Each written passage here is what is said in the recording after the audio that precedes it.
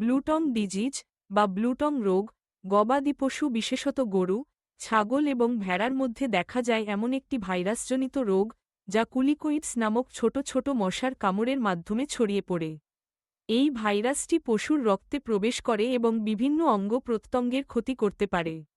যদিও এই রোগটি গরুর মধ্যে তুলনামূলক কম গুরুতর, তবে এটি তাদের স্বাস্থ্য, উৎপাদনশীলতা এবং অর্থনৈতিকভাবে ব্যাপক ক্ষতি করতে পারে।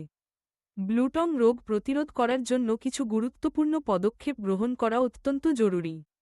প্রথমেই, ব্লুটং রোগটি কিভাবে ছড়ায় তা জানা খুবই গুরুত্বপূর্ণ। এই রোগটি প্রধানত সংক্রমিত মশা বা কুলিকোইডসের মাধ্যমে ছড়ায়। এই মশাগুলো সাধারণত গ্রীষ্মকালে বেশি সক্রিয় থাকে, যখন আবহাওয়া উষ্ণ ও আর্দ্র হয়। তাই মশার সংস্পর্শ কমিয়ে আনাই রোগ প্রতিরোধের প্রথম ধাপ। এই জন্য গবাদি পশুর খোয়ার ও আশপাশ পরিষ্কার পরিচ্ছন্ন রাখতে হবে, যাতে পানি জমে না থাকে এবং মশা জন্মাতে না পারে। খোয়ারের জানালা, দরজা ও অন্যান্য খোলা স্থানগুলো নেটে ঢেকে রাখা যেতে পারে, যাতে মশা ভিতরে প্রবেশ করতে না পারে। দ্বিতীয়ত, গবাদি পশুকে সন্ধ্যা বা রাতের বেলায় খোলা জায়গায় না রেখে খোয়ারে রাখার চেষ্টা করা উচিত, কারণ এই সময়ে কুলিকোইডস মশা বেশি সক্রিয় থাকে।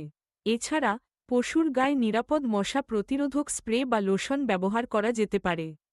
বাজারে পশুর জন্য উপযোগী কিছু ইনসেকটিসাইড স্প্রে পাওয়া যায়, যা মশার আক্রমণ কমাতে সাহায্য করে। তৃতীয়ত, গবাদি পশুর প্রতিরোধ ক্ষমতা বৃদ্ধি করা অত্যন্ত জরুরি। এই জন্য সুষম ও পুষ্টিকর খাদ্য, পর্যাপ্ত পানি এবং নিয়মিত স্বাস্থ্য পরীক্ষা নিশ্চিত করতে হবে। রোগ প্রতিরোধের জন্য ভ্যাকসিন দেওয়া সবচেয়ে কার্যকর উপায়। যদি আপনার এলাকায় ব্লুটং রোগের ঝুঁকি থাকে, তাহলে পশু চিকিৎসকের পরামর্শ অনুযায়ী গরুকে ব্লুটং ভ্যাকসিন দিতে হবে। যদিও অনেক জেলায় এই ভ্যাকসিন সহজলভ্য নয়, তবে সরকার ও বিভিন্ন পশুস্বাস্থ্য সংস্থা মাঝে মাঝে ভ্যাকসিনেশন ক্যাম্পেইন চালায়। এসব ক্যাম্পেইনের খোঁজ রাখতে হবে এবং সুযোগ পেলে গরুকে অবশ্যই টিকা দিতে হবে।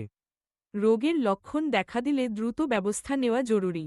ব্লুটং রোগের সাধারণ লক্ষণগুলোর মধ্যে রয়েছে জ্বর, মুখ ও জিভে ক্ষত, জিভ নীলবর্ণ ধারণ করা, থুতু পড়া, পা ফুলে যাওয়া, নাক দিয়ে পানি পড়া এবং হাঁটার সময় খোঁড়ানো। এছাড়া, গাভীর দুধ উৎপাদন কমে যেতে পারে এবং পশু দুর্বল বা বিষণ্ণ হয়ে পড়তে পারে। এ ধরনের কোনো লক্ষণ দেখা দিলে অবিলম্বে পশু চিকিৎসকের পরামর্শ নিতে হবে। রোগ নির্ণয় হলে সংক্রমিত পশুকে আলাদা রাখতে হবে এবং তার জন্য বিশেষ যত্ন নিতে হবে, যাতে অন্যান্য পশু আক্রান্ত না হয়। এছাড়া, খামারে নতুন গরু আনার আগে অবশ্যই সেগুলোর স্বাস্থ্য পরীক্ষা করানো উচিত, যাতে ব্লুটং বা অন্য কোনো সংক্রামক রোগ না থাকে। নতুন পশু অন্তত 14 দিন আলাদা করে পর্যবেক্ষণ করা ভালো। পরিশেষে, ব্লুটং রোগ প্রতিরোধের জন্য পশুপালক, খামারি এবং স্থানীয় পশু চিকিৎসকদের মধ্যে সচেতনতা বৃদ্ধি করা জরুরি।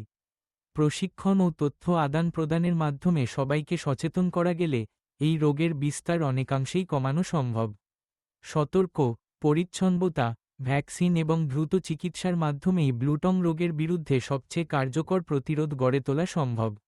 গরুর সুস্থতা নিশ্চিত করতে নিয়মিত নজরদারি এবং আধুনিক চিকিৎসা পদ্ধতি অনুসরণ করা সময়ের দাবি।